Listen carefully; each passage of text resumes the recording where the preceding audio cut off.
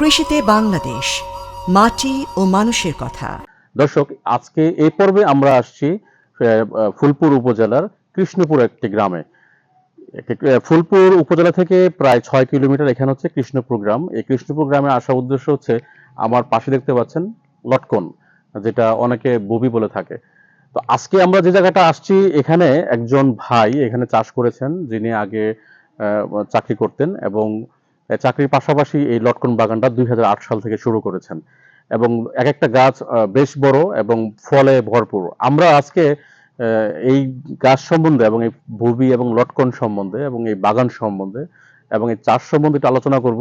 আমরা আজকে কথা বলবো এই বাগান সম্বন্ধে এবং কেন উনি উদ্বুদ্ধ হলেন এবং কেন এই পেশায় উনি আসলেন এবং সবকিছু মিলে আজকে কথা বলবো আমাদের রফিক ভাইয়ের সাথে।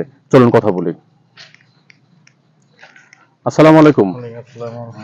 কেমন আছেন? আলহামদুলিল্লাহ। রফিক ভাই, এই বাগান তো পুরোটা আপনার? জি। এখানে মোটামুটি কতগুলো গাছ আছে? এই এখানে ৭৭ টাকা আছে। এটাই আছে না আরো আছে? আরো আছে, আরো 25টা আছে। পাশে আরো 25টা আছে। তো এই লটকন গাছটা কত সাল থেকে আপনার কাজ করতেছেন? কাজ করি 2008 থেকে। 2008 থেকে। এর আগে আপনি কি করতেন? এর আগে ব্রাকে চাকরি করতাম। ব্রাকে। তো হঠাৎ করে এই বাড়ির আঙ্গিনার ভিতরে এই লটকন চাষটা মানে মাথায় কিভাবে আসলো? এটা কি আপনি এলাকায় প্রথম করছেন না আরো কেউ করছে? আমি প্রথম করছি। এটা মাথায় আসলো কিভাবে আপনার? মাথায় আসলে তখন আমি ব্রাকে চাকরি করতাম, তো ব্রাকে চাকরি করার পর আমি তখন বেকার বাড়িতে এসে বসে রয়েছি। পরে আমি চিন্তা করলাম যে আমার বাপের জমি আছে, এটা আমি কাজে লাগাই। জি। পরে আমি ওই পরা জমিটাকে আমি তখন আমার কাছে চারা ছিল, ভুবির চারা, তো আমি ওই চারাগুলো আমি লাগাই দিছি।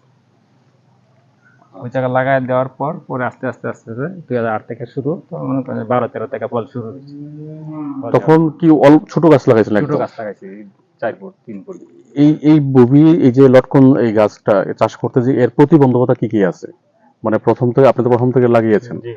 আপনি গাছটা লাগানোর পরে কোনো সার দেয়া বা কিছু দেয়া এরকম কোনো প্রতিবন্ধকতা আছে? প্রতিবন্ধক আছে বলতে আমরা গোবর ছাই ফলাই দিছি। গোবর ছাই এটা কি পুরো জমিতে না গর্তে? পুরো জমিতে। পুরো জমিতে। পুরো জমিতে ছিটাই দিছি। আচ্ছা।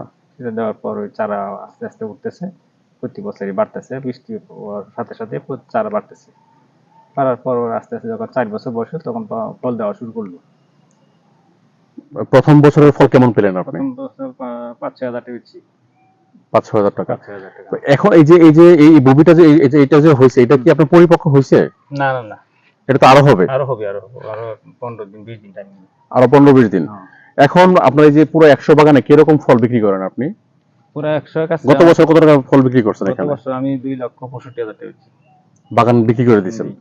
আর এই বছর? এই বছর 3,12,000 টাকা পেয়েছি। 3,12,000 টাকা এই পুরো ববি বাগান 100টা গাছ।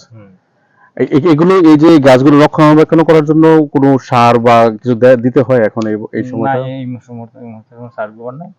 মানে ফলের পর টিকে থাকার জন্য, ধরার জন্য বীজ দিয়ে দেওয়া লাগে। মানে হরমোন বা জাতীয় বীজ দেওয়া লাগে, হরমোন জাতীয় বীজ দেওয়া লাগে, কীড়ার বীজ দেওয়া লাগে, পোকামাকড়ের বীজ দেওয়া লাগে। মানে এটার ডাল ছাটা এগুলো? না না, ডাল ছাটাই করা যাবে না। ফল নামলে পরে তারপর ডিমি ভেঙে দেওয়া লাগে, আগাছা পরিষ্কার করে দেওয়া লাগে।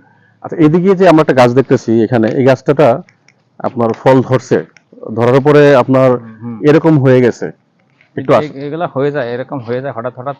এই যে মাটির কারণে হয়, মাটির কারণে কিরা দৌড়িয়াল ছিল, কিরা। এটা কি মাটিতে চামড়া কিরা এখানে নষ্ট করে দিচ্ছে। এটা কি গাছে? গাছে। এই গাছটা কি বাদ হয়ে যাবে? এই গাছটা বাদ হয়ে যাবে, মারা যাবে আস্তে আস্তে। আস্তে আস্তে মারা যাবে। এইগুলা নিয়ে আমি এরকম এগুলা রূপ মাটি থেকে ছড়ায়, দূষিত হওয়ার কারণে। এটা থেকে অন্য কোনো গাছের হওয়ার সম্ভাবনা আছে? না, গাছের হবে না। এগুলো যে বাগানগুলো, এটা কত বছরের গাছ একটা আপনার কাছে এগুলো আছে? এগুলা গাছ একটা আছে আপনার 2008 থেকে 2024, 16 বছর। 16 বছর। 16 বছরের ভিতরে আপনার প্রতি বছরেই 2 লাখ 2.5 লাখ টাকা বিক্রি করতেছেন। এখন তো প্রতি লাখ 3 লাখ। কিন্তু এইটা করে কি এই আমার কথা হলো যে এই বাগানটা করে কি কোনো কৃষক বা কোনো বেকার যুবক বা কোনো কেউ যদি করতে চায়, তাহলে কেমন সময় হাতে নিয়ে তাকে নামতে হবে? বাগান করতে চায় মনে করেন একটা বাগান যদি করতে চায়, তাহলে কেমন সময় নিয়ে হাতে নামতে হবে? যে একটা 2 বছর বা 2 বছর 3 বছর এমন সময় নিয়ে হাতে নামতে হবে?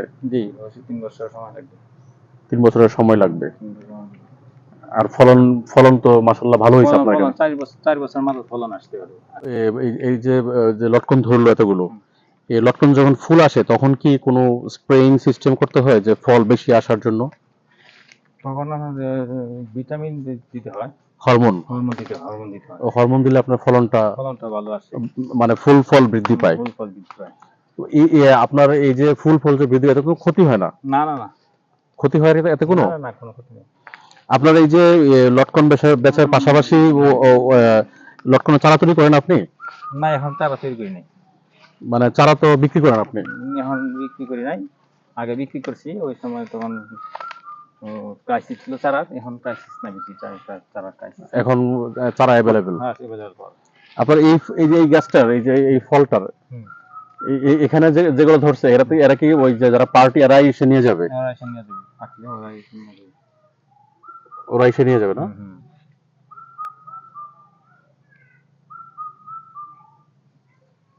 আর এমনি আপনার এই যে গাছগুলো যে আপনি বড় হয়েছে, এর গাছগুলো বড় হওয়ার পেছনে রোগ কি কি রোগ হয়, বভির সাধারণত কি কি রোগ হয়?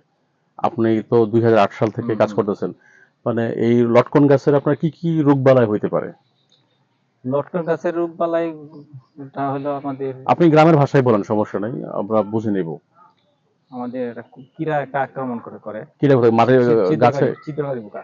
এটা কি ফল ছিদ্রকারী পোকা? ফল ছিদ্রকারী পোকা এই লটকনের ভিতরে? জি, জি। আচ্ছা, এটার জন্য কি করেন? ফল ছিদ্রকারী পোকার বিষ আছে, আচ্ছা।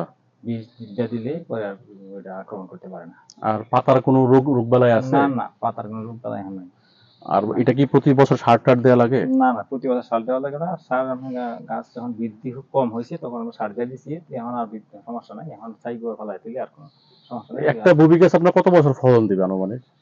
ববি গাছে আমরা তো দেখে আসছি যে বাপদাদার আমল থেকে মনে করেন যে একটা ববি গাছে 50, 60, 70, 80 বছর ফলন দেয়? মানে এটা ফলন শেষ হবে না? না এই যে ছায়ার জন্য তো কোনো প্রবলেম হবে না? না না না। আচ্ছা।